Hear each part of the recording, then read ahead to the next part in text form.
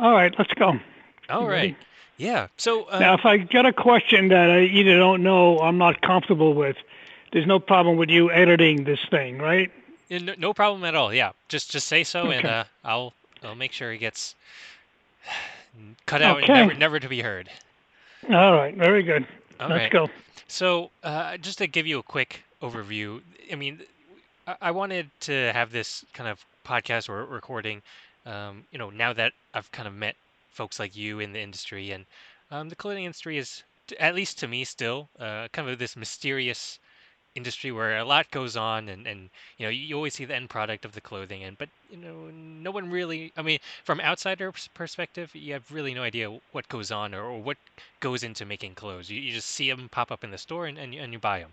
So what I wanted to do was, now with knowing you and whatnot, and thank you for deciding to talk with me. Just wanted to get like a real professional um, insight into what goes on and what you do, and kind of share a bit of that for folks who are interested, and just essentially have fun, but also try to educate and inform folks, and kind of share a little what goes on behind the scenes. So, Well, I mean, Philip, that goes on with any industry. I have no idea about what I your do. industry. I turn on Yeah, my computer and it works, yeah. and that's it. I see the end product. So that's any industry. You that, go that into an ice okay. cream store. That Do well, you know how see, ice cream is made? No, you just buy the ice cream cone. well, I So that completely agree. But the thing so I is, mean, I'm not sure. well, don't worry. You know All what right, what I'm not sure how much a lot of people care because if people cared how clothing is made, they would look into how clothing is made. I mean, there's information out there on how you make clothing. I don't know. All I right, know but I agree, but and yeah, we can get into that.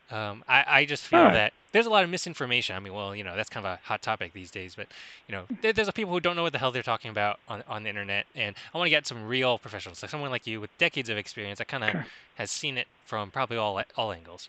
But yeah, anyway, okay, I guess to introduce yourself, you're a pattern maker, and uh, right. and I mean, maybe for the folks who aren't really into clothing, what's your explanation of what a pattern maker is? Well, in order to make a men's suit, and in the men's line in particular, you need a pattern. A woman's line also, you need a pattern. The pattern is the first thing you need before you can cut any goods to make a garment. So pattern making's is the beginnings of the process to in the manufacture of a suit. Okay, the design is one thing. You can get a sketch or you can get a garment, but until you make a pattern, you really can't put a knife to the cloth. Right. And at least to me, uh, I I had no idea really what pattern making was, but it almost feels to me what people like about clothes, at least clothes that have been made, and all that, the shape, the silhouette, the fit, or whatever people want to call it, that sort of combination of, I don't know, the look and the fit. That's like all pattern making. Am I right? Or correct me if I'm wrong. Well, the pattern making, see, it depends. In the men's line, historically, the pattern makers were the designers. They would dictate how it looks and how it fits. Okay, you didn't have a lot of the Ralph Lauren's. Let's say back in my father's day, and in the 20s and 30s and 40s, the designers were pattern makers. Okay, so they did the styling and they did the fit in one scoop. In the women's line, you always had designers that came up with the sketch first, and they would drape a dress, and after the dress was on the form, they would do a rub off of the pattern. They would make the pattern after the garment is made. Menswear, you made the pattern before the garment is made, as you still do today. There's no draping in menswear that I know of. Okay, no draping in menswear. Not for a suit, not for tailored clothing. Oh, Okay. all right. So one thing you kind of touched on was actually going to be my next question is that the process from like a designer gets his idea all the way to the finished product? I mean, I know your focus is on pattern making, but you've been doing it a while, and you kind of touched on it. Do you want to kind of go through the like beginning to end process of how a designer, he gets his idea and how that gets to the finished product? Well, in simple terms, a designer will come up with an idea, a sketch. He'll give it to me. I'll make a pattern. I'll give it to the tailor. They'll sew the garment, and then would go back to the designer, and he would say yes or no. Yes, this is what I'm looking for. No, we need to tweak it. So in simple terms, that's the process. And in clothing, it's a team. There's no one person that obviously can do it all. So I'm part of the team. I'm the pattern making, and then you get the sewing, the tailors, and whatnot, and naturally suppliers and everything else. But that's the long and short of it. Goes from a designer to me to a tailor, yeah, and Yeah. So boom. a lot of hands, which I mean, in my I guess from what little I've done, it's kind of wild. Like how many steps, you know, in between there are in order to make Well, these naturally, clothes. it's infinite number of steps. I mean, you do the same process as what I just explained. Right. So you can explain that part of it. You know all the steps you have to go Well, through. well, You to be come to me with an idea. I well, I make a pattern for you, and then you get it made. well, I You was know. I was just gonna joke because I'm only halfway. I've only gotten halfway done. I haven't even gotten to the very end. So, just kind of curious Well, if that's not something. true. That's actually not true. You have a finished garment. Whether it goes on your back or into Macy's, you did go through the process. All right. So that's not true at all. A small part of it. Okay. I Well. mean, you don't go to the mills to make the piece goods, and but the process that you do is the same process that I do with everybody else. Okay. Well, okay. Well, what about that step of grading the patterns to get those different Well, sizes? that's just a technical end of it. I mean, you're gonna do ready-made patterns, right? If you're ready-made, so you make a you make a sample, okay, and it gets approved, and you want to get this into Macy's, into the bigger stores. Now you need a run of sizes. You need a run of sizes. You can't just put one size with the sample size. Let's say is 40 regular. Now you have to make the sizes of like from 36 to 46, and you need a short and a long and a regular. So that's the grading. The grading is just making the different sizes, but that is just technical end of it to make the sizes so that when you go to a store, when the customer, the ultimate customer goes in, he can say I need a 44 long, and they go to a rack and they get a 44 long. So the grading is just the making of the other sizes after the first one is done. Okay. And well, I didn't necessarily touch on it, but you're a freelance pattern maker. You kind of Yes. Yeah.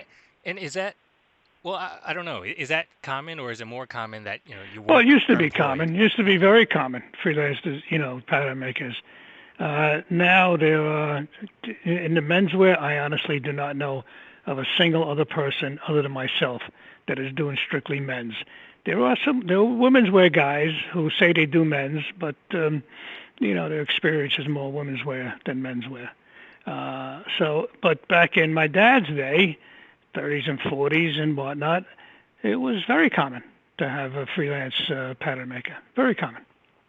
As opposed to just being employed for one company. As opposed to, Ralph Lauren probably has five guys like me on staff. Okay, so all the major guys, the major players, would have pattern makers on staff. You know, they just work for that one company and that's it. And And, I'm yeah. curious, but before I touch on the highlights and the kind of big time clients you've worked on, I mean, did it ever kind of cross your mind like maybe I want to work for a company or you're kind of more independent? Not wasn't for you. And any. No, no. That's the answer. No, I Uh, never had a desire to work for anybody but myself. oh. So and I guess to try to I don't know get the whoever's listening right now to be I don't know more.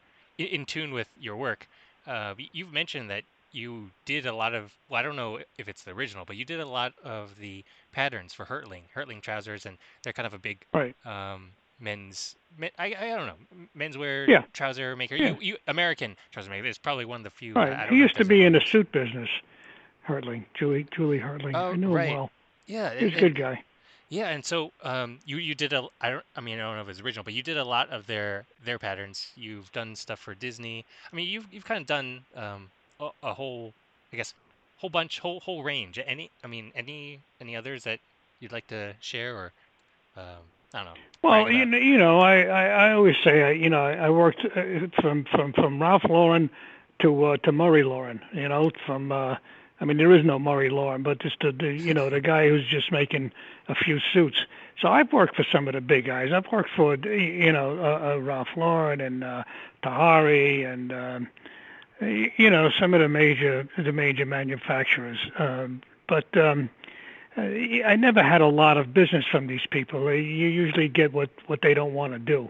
You know, Burberry I did some work for, and my trade was always the smaller designer, the guy who's you know just having selling a couple of stores, and he's maybe got a 2-3 million a year business, 3-4 million a year business. It's always the smaller guy that was my steady customer. Like Tom Brown started with Rocco's shop that I was I took space from for a lot of years, and he was a very very small designer.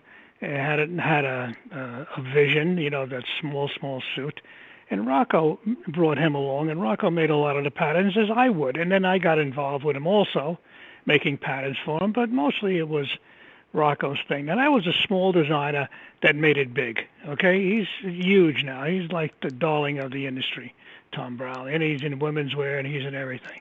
But those stories are very few and far between. But the Tom Browns of the world were my customer when they were starting out. Okay, now if they became big time, so be it. A lot of them just stayed middle of the road, not setting the world on fire, but making money, and that was my customer. And you know, you touched on I had another thing, but before I move on, you touched on the difference between men's and women's. Is that, yeah? I mean, you make it sound like two completely different beasts. Is that how one should look at it? Like they're just really different the way you do pattern making for them. Well, Philip, I don't do pattern making for women's wear. Okay, Right. that's number one. And pattern making for women's wear is a whole another world, as I explained before, where you make the garment first, and then you do a rub off of the pattern from the garment. So it's a different mentality, okay, in women's wear than it is in men's wear. You can't drape a tailored suit. There's just too much guts that goes into it with canvas and pads and pressing, underpressing, and so on. So it's not done in menswear. In women's wear, it's more common. Okay, got it. But I've done some women's wear where they do like tailored clothing. Like I've done some blazers because if they want, some designers want a man's looking blazer. So so then they would come to me because I only have a men's touch. I don't have that feminine touch. So I was successful with some of those things, but you don't see too much of that. So naturally, there's no business there. Right, right, and huh. I mean, I guess you mentioned that before, and I mean that makes sense. I guess I was surprised that I don't know. I'd read that that whole women's wear where you make the clothing first and then the pattern. It's like the whole Yeah, but couture not always. history. I had one account, one of my better accounts for many years, Ducky Brown. He was starting to do things, do it for the men and do it for the women, okay? And even my Disney account, when they do their venues, when they do a ride, they have men and women there. So you make the garment for the men and you make it for the women, okay? But I usually start out with the men's side and then make the women's side from that. So I've got some knowledge about women's clothing, but I don't do like what I call the girly things, the dresses and things Dresses, like yeah. that. I'll do a blazer, I'll do a skirt, I'll do a vest, I'll do, tailored parts of women's clothing if they call me. And it's usually the men's guys that want to make a little women's clothing on the side. Tom Brown now is big in women's, but he's doing, like couture women's, very, very, very expensive women's clothing, which I don't do. Anyway, that's the story with the women's part of it. All right. And, I mean, this is more of a, I guess, side comment. You mentioned all these small time designers, and I remember when I remember how I first got in touch with you. It was at the time I was looking, for a pattern maker, and I'd Hmm. called Hertling, and just kind of out of the blue, I wanted to do clothes, but I called them like, well, you need a pattern before you work. I was like, oh, geez, okay, well, how am I? Right. I'm like, okay, I guess I'm gonna have to find a pattern maker. And boy, I mean, I don't know if it's changed since, but just searching for pattern. If you're not in the business, like searching for pattern maker, it was just crazy. Like you try Googling, and like nobody has a website, and nobody answers their emails. You actually have to call them or show up in person. And Hmm. it Hmm. was just a lot of you know, just running around trying to find someone. I found someone, but she did women's clothing. And when Right. she heard that, oh, and you want someone who does men's, let me give you this guy Tony.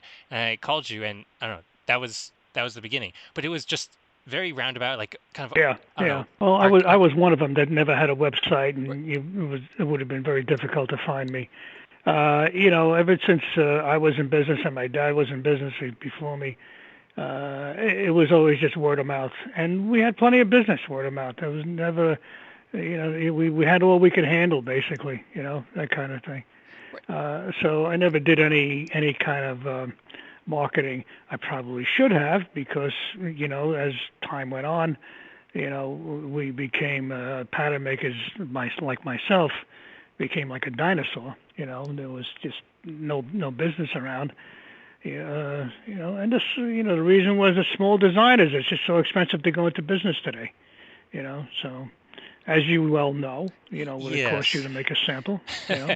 Yeah, and Now imagine multiplying that. If you want a small line, you can't just go with one style. You need 10 styles. You need 8 styles. So multiply what you're spending times 8 or 10 just to have a line to show somebody. Forget about selling it. Okay. So right. that's the business. You know the business more than you think you know. I guess that's the thing. As a consultant, that everyone seems to say that, but I find myself, the more the more you know, the more you realize you don't know, if that No, makes any sense. But no, of course, it's all of us. Right. well, and while you're on the subject, you mentioned your father, and I guess he was a pattern maker. Is that He right? was a pattern maker. And yeah, we kind of touched on all this, so maybe now is the good time. But in Uh, those days, you didn't call him a pattern maker.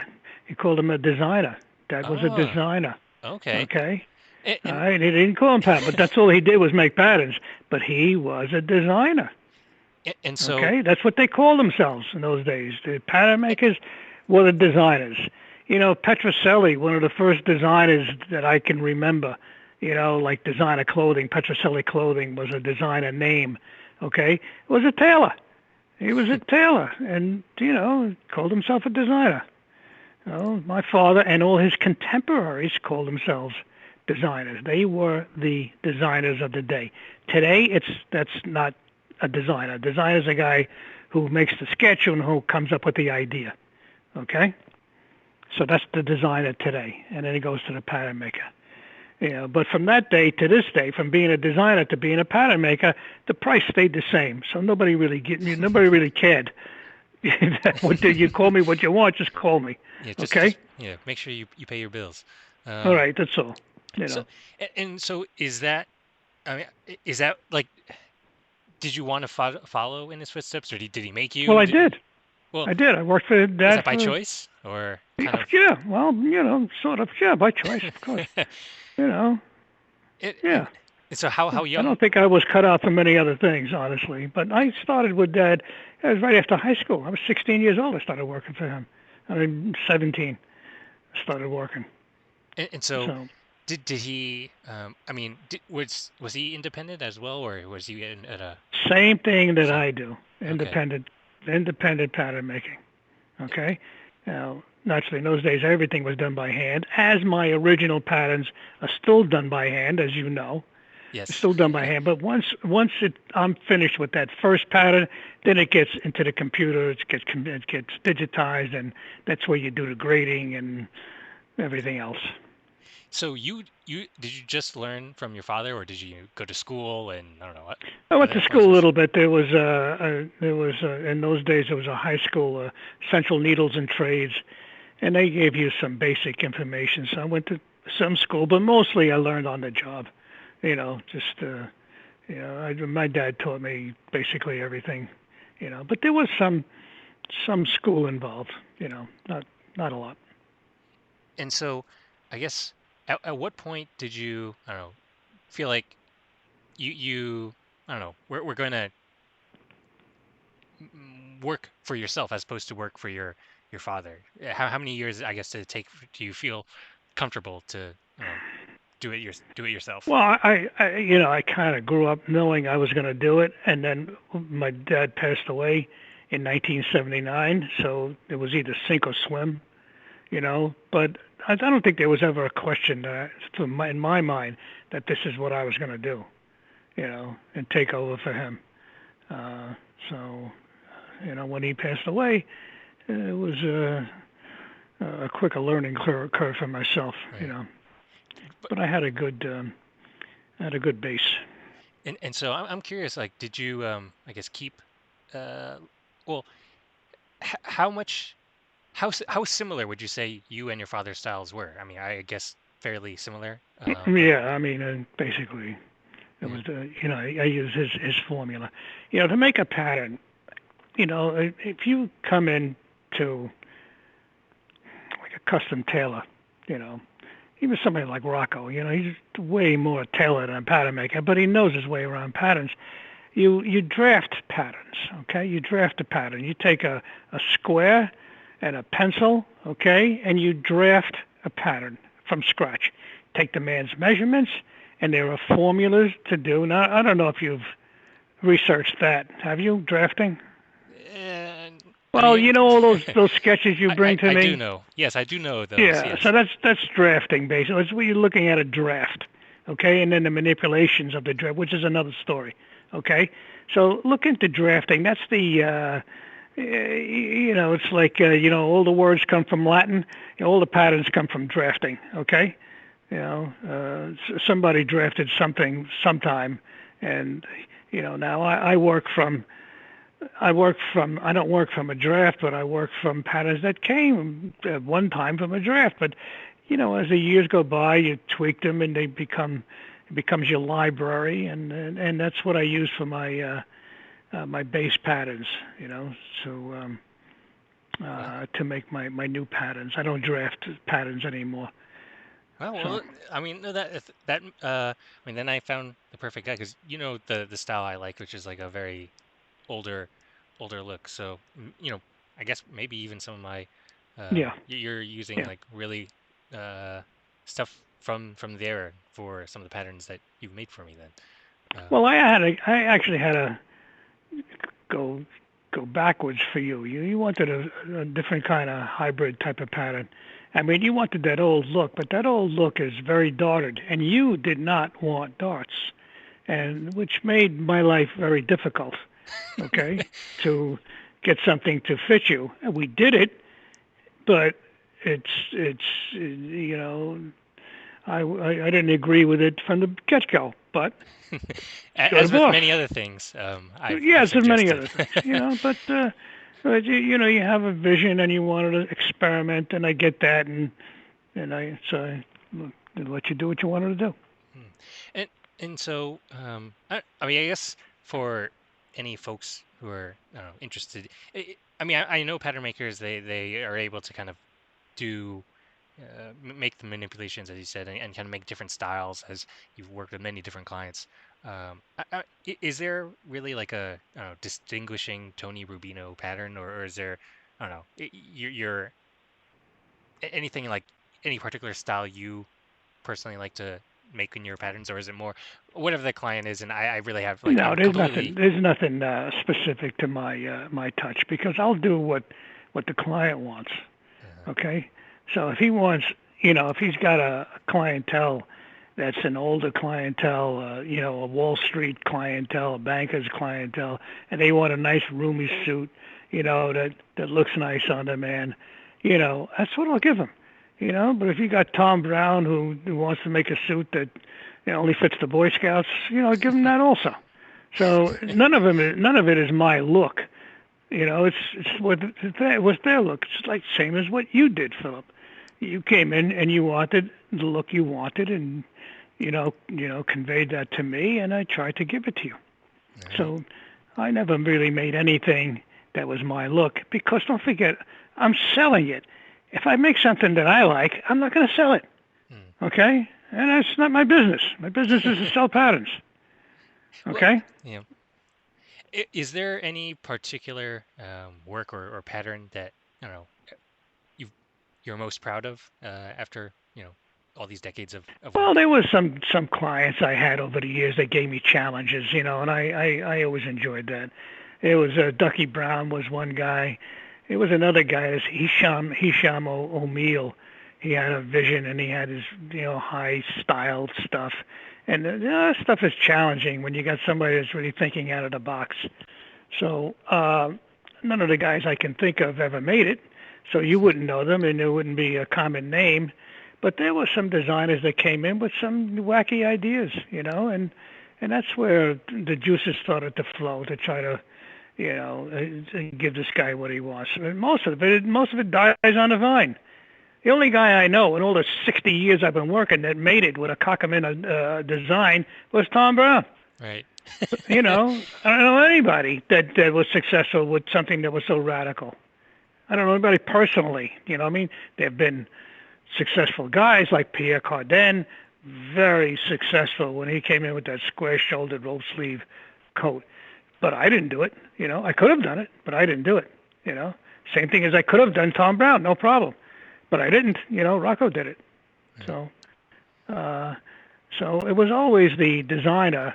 If he had radical ideas, I would get into it. You know. Right. And that's that's I guess from my experience not that easy for most pattern makers. I think the what's that phrase that um, you do one thing a million times, or you know how to do I don't know a million things what damn it, what's that damn phrase I'm thinking of? I'm Well, not whatever. sure. I'm not sure, but I It's think I know what you mean. yeah, Yeah. it's someone who has done something the Right. same way for Right. 40 years versus Yeah. someone who knows how to do it in multiple different ways. And Yeah. I'm sure some pattern makers are just the type that they kind of just do things one way, and if you ask them to do something that a different way, they really don't know how because they've done it this one way for so many times. So Yeah, um, I mean, I suppose, listen, I still have, no matter how radical the style is, I still have a certain standard I have to keep. I got to make sure it fits somebody. It's gotta fit. Okay, so that's key. I've done some outerwear you do is very challenging. The suit business is, there's suits are evolution, not revolution. I mean, man's been wearing the same suit for 150 years. Just longer, shorter, smaller, bigger. When you get to outerwear in the men's line, then you get to be a little more creative, okay? And so I've done some of that in motorcycle jackets and variations of things like that. That's where it's a little more creative, is in the outerwear type of thing, you know? okay, Um, yeah, well, I mean that makes sense because like you said, the suit is a suit. I mean, there's only so much you can yeah, change about it, right, right? right. I'm not that much going to change, exactly, right. Huh. So But it still has to fit. That's the bottom line. that's right, right. It's got to fit, and it's got to fit the way you want it to fit, not the way I want it to fit, the way you want it to fit. Okay?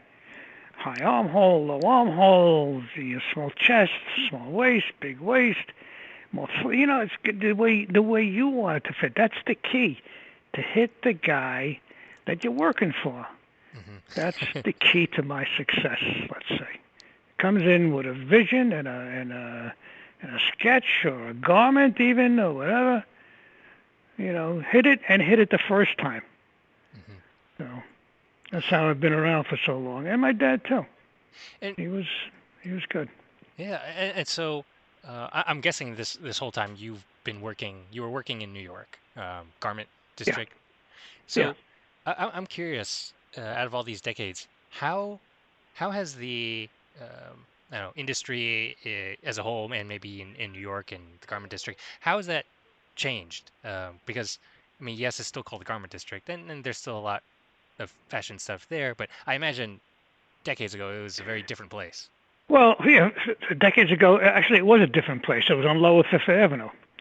Let's say between 14th Street and 23rd Street. Okay, from Broadway over to Sixth Avenue. That was the men's garment district. It was huge. Everybody, every building. We were down on Fifth Avenue. I was on Fifth Avenue and 16th Street many years. That's where I started. That's where Dad had the loft, 16th and Fifth Avenue. It was beautiful down there. That was the entire men's district, and every building had a small manufacturer, a little shop, like the little shops you have now in the garment area. You go in and there's maybe 20, 30 operators, mostly all Chinese now. But that's the way it was back in the 40s and 50s. It was all Italian, all these little shops and small manufacturers and we had all of them. We had all these manufacturers were all our customers. There was so much business around in the 50s, right after the war, after 40s and 50s, 60s, just that's where it was. So what's changed? That's all gone, totally gone. And what's left of the industry is in the garment area, around 34th Street, 7th Avenue, 8th Avenue. So what's left, and it's all women's wear, where it was always women's wear then, and it is now. And all these little shops are now all Chinese, and they all basically they're dropping out also. All these little shops, and I understand the next move is, as you know, Sunset Park. They want a lot of the industry to move to Sunset Park, and it probably will. It probably will. And so, So I that's mean, how it's changed. It's changed where there just aren't these small manufacturers and small contractors. and I guess, do you recall the moment where, I don't know, you felt like things were, I don't know, dying is the word, but changing, Yeah, like every getting day. condensed?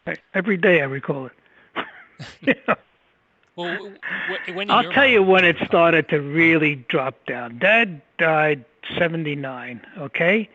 And by the end of the 80s, it was really starting to go less and less. Business was going down and down. There were less and less guys. So I'd say even in the 70s it was starting. I remember even when Dad was still around, it was starting in the 70s, but it really accelerated in the 80s. You could feel the momentum, going that way. And was this because, I don't know, by like the 80s, is the 80s when, people stop, or it wasn't like expected to wear a suit outside, or like what do you China, think was China, the China, sign? China killed the industry. Uh, okay. China killed our industry. Period. The end. Period. China killed it. Once they got to China, there was no more menswear. Mm, Okay. And as China got better, it was less. As it got better again, it was less. When they started taking smaller numbers instead of big numbers, it got less. China killed, as far as I'm concerned, the men's industry in Manhattan. mm. And you think it's because it was just cheaper, way cheaper? Is that? That's it. Yeah. No, that's the only reason. Yeah. You know, let me put it to you this way. You know what I do, right? Right. You know what? Let's say, forget about what I do. You know what you do. So what do? You've got to come to me for a pattern, and you got to go to buy the piece goods. If Tony doesn't give it to you, if you got to go buy the piece goods, and you got to go to Tony, and he's got to make the suit. Okay. Now, what does that cost? You know what it costs. You're probably talking about $1,500. If it's a coat and pants, am I right? Be in that neighborhood by the time Yeah, you get a coat and pants yeah, from Tony and including me and Tony and Hertling, yes, right? yeah, 1,500 easy. yes, easy. Okay. All right, easy. And that's just to get one garment, one sample. And if you like it, you say, okay, let's go, and you grade it. China gives away that package for free. Everything that you come into me for first, that package is free. That $1,500 package is free. Now multiply that by 10 styles, okay? And what do you got? Okay, you got $15,000. Okay, you go to China, that part is free. All they want is a sewing. So go compete with free. You can't, right? You can't compete with free. No, So I guess not. Not especially if it's, that free. right, right. Right. Even now, they'll do custom suits for, you can have the suit made for yourself. You send your coat to China, they'll copy it and send you back a pretty reasonable, facsimile of it for, quarter the price of what you're paying. You know. And I mean, with all this, obviously, you being in the industry, you were affected. But I mean, I don't know. I mean, obviously, well, you're gonna have a opinion that maybe things aren't better off this way. And I mean, I for one, Well, better off for the consumer. do you think Better for the so? consumer. I mean, Sure, they're getting a better garment at a cheaper price. I mean, they well, make a great garment in China. You know, so the consumer gains from it. You know. hmm. And well, did you? I don't know. You sound like you've come to terms, and you're not. No, fight City Hall. That's City Hall. What are you gonna do? I mean, I'm a small cog in the wheel. Philip. It is what it is. The wheel, as my mother would say, the wheel turns. Right. Do you ever feel like that? Well, I don't know. Without, I mean, because the folks that at least I've seen that continue to work in the industry in the U.S., they're kind of old. They're probably close to retirement, if not retiring already, especially with COVID, and kind of perfect time for some folks. I mean, do you think at some point this will all be gone, and it'll just be like so many other things that people won't know how I to don't do it know. anymore? Our industry is no different than any other industry. When somebody comes out with a better widget, it's the old one. The old one is going to be gone. So who knows what the future is going to bring? What I do know is that clothing will always have to be made by hand. You can't make it like a car with a robot. A car is made out of steel and it stays still, and your robot is programmed to give a weld in a certain spot. You can't do that with clothing. Clothing always has to be handled by hand.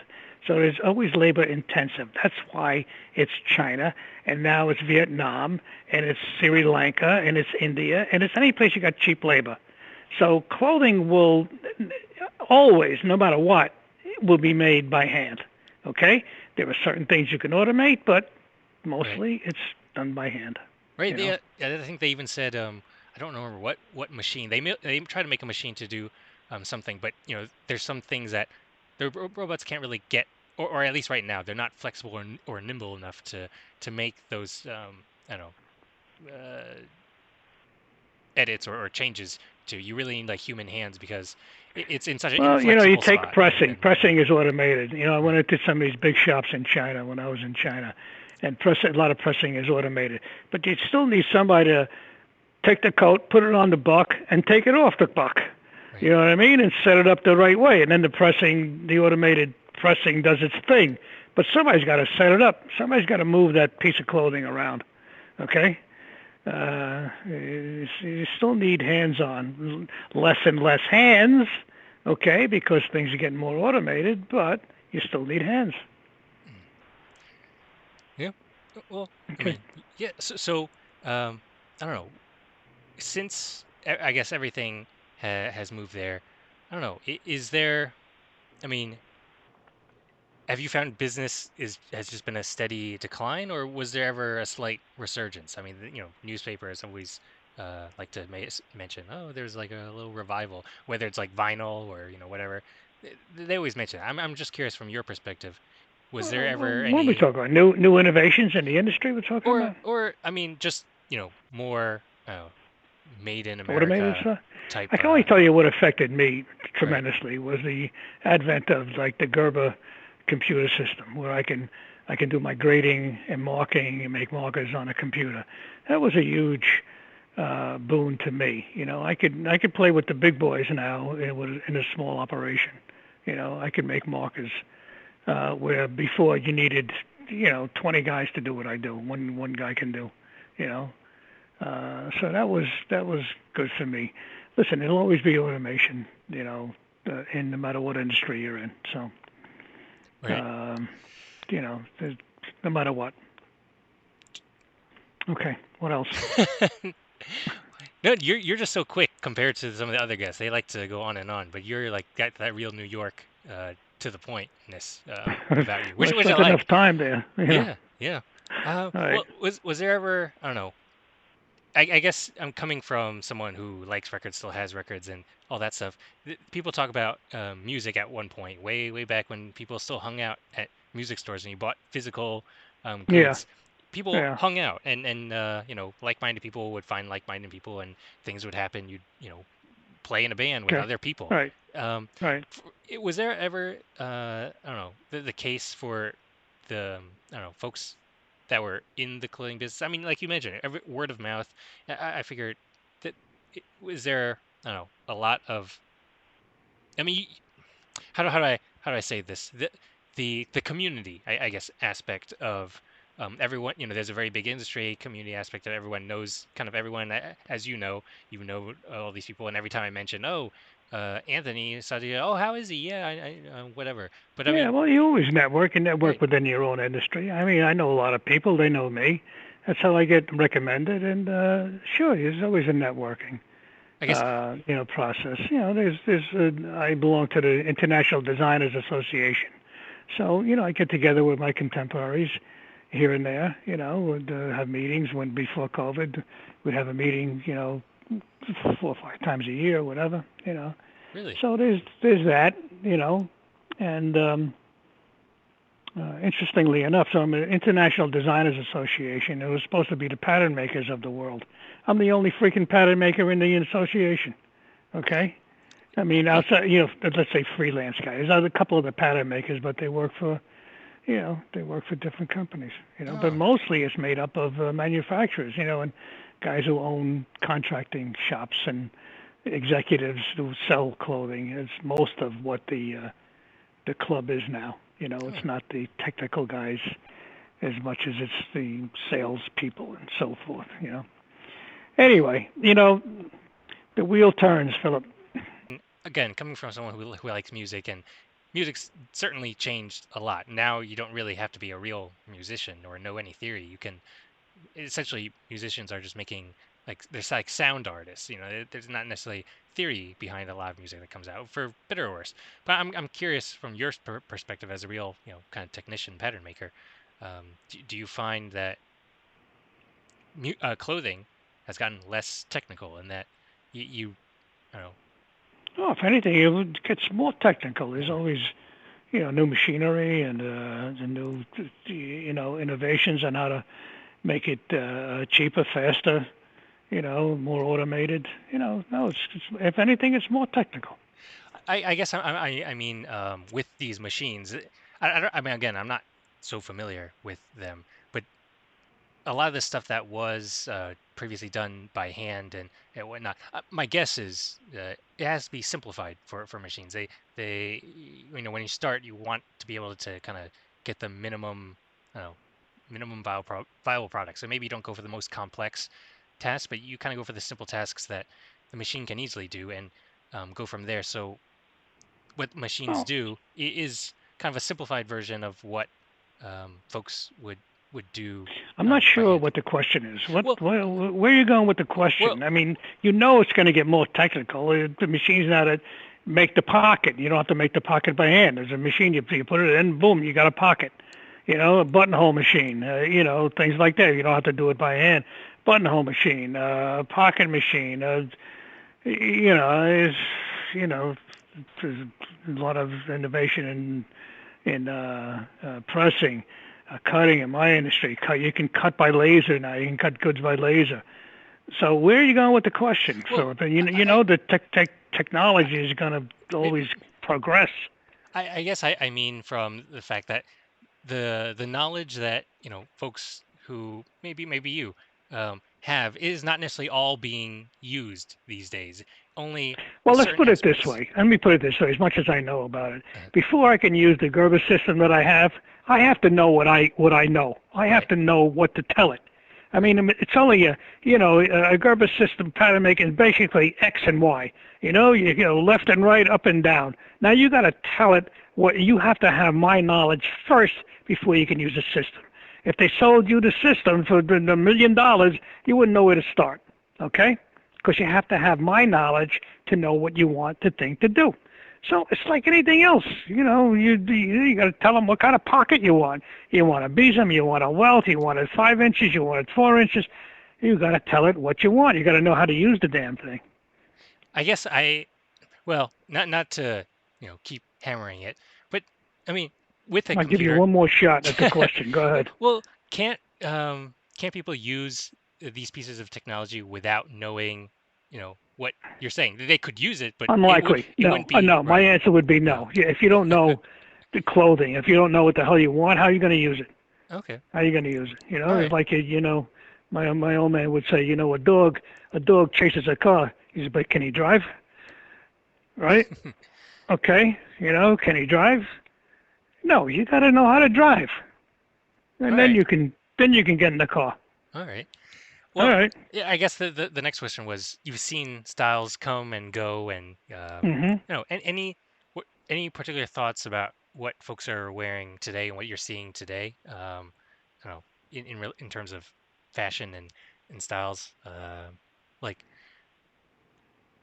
I don't know. I mean, What? you've seen probably Yeah, I've seen a a lot of lot. different styles. All right. Now, what's the question? Where does today's I don't know. What's your feeling about today's styles and any you know I like what's going on today. You know, the coat's a little smaller. I like what's going on. Sometimes it gets too small. I like what's going on. Listen, I like to change for the sake of change. Okay, give me the next thing. Give me the next car. Give me the next thing. Give me the next clothing. You know, the revolution. Give me that because that's business to me. Bring back the leisure suit. Bring it back. Those were the heydays. Okay, bring back something different. All right, clothing got so small. The next trend is going to be bigger. Can't get any smaller. Any smaller, you may as well wear a handkerchief. Okay, so it's going to get bigger. It'll get more shoulder. It'll change for the sake of change. Because otherwise, you got to give a man a reason to buy a new suit. If it doesn't change, what the hell does he need a new suit well, for? Am I right? So are you I don't know any thoughts about if the suit is really going to have a revival? I mean, the history I guess has said people want to get more casual from what is it, frock coats to yeah, the leisure suit it's to whatnot. casual Fridays. Uh, Yeah, whatever. Right. any thoughts on that whole aspect of the suit kind of getting Well, more it hurts casual the today? hurts the suit business. Hmm. It hurts the suit business. Getting more casual. People working from home now. Suit business is dying. People working in the pajamas. So that's not good for my industry. If you're in the suit business, if you're in sportswear, outerwear, then it's good, I guess. Um, but I don't like that trend. I like to see it more tailored. Hmm. I'm watching footage from the '40s baseball games. Joe DiMaggio right before the war. Guys would go to the ballpark in a suit and tie Right, with the and a hat. hat. Yeah. Okay, but a tie, suit and tie. It'd be at the baseball games. You wouldn't think of flying. When I was a kid, you wouldn't think of flying if you weren't wearing a tie. You wouldn't think of it. Hmm. Getting on an airplane. You know. And now everybody looks like whatever getting on an airplane.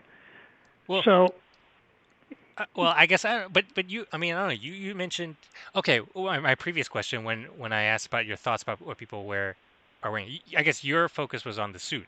Was that right? Like the smaller suit? Well, tailored clothing. That's what I Okay, did. tailor clothing. Tailored Okay. clothing. What Right. what about general clothing? Not necessarily What just about it? tailor. Well, I don't What know. about it? Levi shirt? What about it? It's a shirt. What? What's the question? Well, I guess I don't know. Any I don't know. Casual D clothing? Just Not I my guess that's thing. completely Ask me different something else. effort. Okay. Oh, yeah, completely. Jeans. Not my thing. Actually, I did a lot of jeans. But Yes, you mentioned that. oh, a ton of them. Ton of them. There's more different fits with jeans. I can't believe how many different patterns I made for jeans. I mean, I mhm. can't believe it. At the end of the day, it's still a jean. But I can't believe how much I did in jeans. And that was technically hard to do because you had to figure a lot of shrinkage.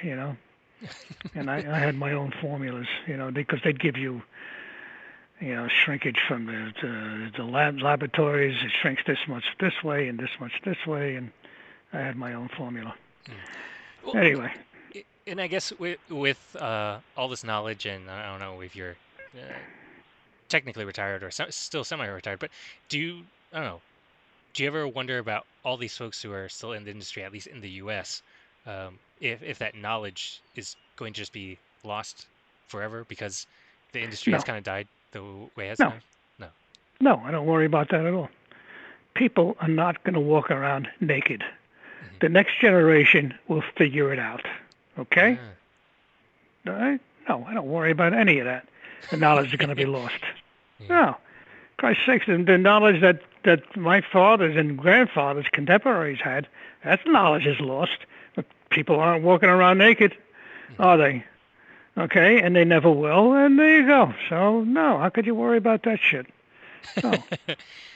Well, no, that's why I have you for your opinion. You've got The next generation the will figure it experience. out. We'll be gone. Doesn't matter. Who cares? Nobody cares if we're gone. Nobody cares. Okay? Nobody cares. They're gone and that's it. Rocco used to have a good saying, because people would say, hey, Rocco, I need a tailor. You know anybody? I need a tailor. And he would say, go to St. Charles, the cemetery. He says, that's where all the good tailors are, you know. So, but they're still making clothing, Mhm. even without the tailors. Yeah. What else? I suppose so. Well, I mean, I think at one point, I forgot who I was talking to. They hinted that you weren't just always a pattern maker. You actually did Yes. some. So what other, I guess, uh, I don't know, jobs did or tasks did you do in your clothing career? Well, when I was 14, I used to caddy on a golf course. Huh. 13. That was it. So I went from caddying to making patterns. Wow, just like that. Huh. Just like that. Amazing leap of careers. Yeah. Yeah. Well, your father must have taught you quite well. Or you learned He quickly. was he was good. He was good. He just learned by doing it. You just did it. You learned by doing it. I mean, he would teach me, but mostly he did it. He'd show me something, and then 6 months later he'd show me something else, and you just did it. You just lived it. You lived it. And a lot of people in my industry, especially people that did what I do, it's not uncommon. Especially in those days, not uncommon. Father-son business, not uncommon at all. Hmm. So, what Yeah. else? Well, I mean, I don't know. It seems like with your kind of the part of the last generation, because I had someone, I think I probably mentioned him in passing.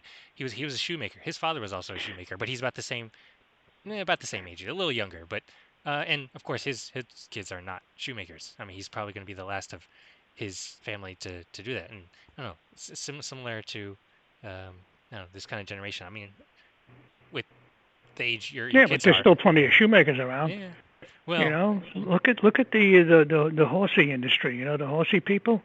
Look at those shoes. They're all custom riding boots and custom shoes, and if you take a look at that industry, and you want to see shoemakers, you want to pay, $3,000-4,000 for a pair of boots, they'll sell you 10 of them. So there's plenty of shoemakers around. mm, Okay. It's not the mom and pop guys who put heels on your soles, on your shoes. that's the thing. Yeah. I feel like you really have to be in the know to know, all these you know, folks in the industry. Otherwise, if you aren't, how the heck do you find anyone? It's like I Philip, mentioned. how did you find anyone? Well, How did that's you the how did thing. you find By anyone? by You know, by you sheer luck. you networked around. You Yeah, networked. well, I mean, You know. there's got to Well, be. I don't know. I guess you got to put in the effort, and then you can you get know, the. you gotta, go to school, go to FIT, and get an internship someplace. And when they send you out to this and that and the other one, you take their card, you make a file, get an internship in the industry, and they'll run you ragged. Go into different places, deliver this and deliver that, and then you network around. You know, I had plenty of interns come to me and took my card. I never saw anything from it, but they took my card. So that they would have a reference. A pattern maker, okay. But contractor, the button guy. I need a button guy. I need a braid guy. I need a piece goods guy. I need a silk guy. I need a leather guy. You network around. Yeah, that's true. I mean, I guess that's the one thing I really enjoyed about kind of getting involved. It's one of those industries, like you mentioned, you really have to hit the pavement. You really have to go Yeah, physically yeah, meet people. I think you're right. Yeah, Yeah, yeah, it's not like yeah, my day job where I just do everything over email. And you never. yeah, yeah, It's yeah. yeah. So I think you're right about that. Well, like I said, clothing, made by it hand. has to be handled with hands. Hmm. It'll always be made by hand, no matter what. Hmm. You know. All right.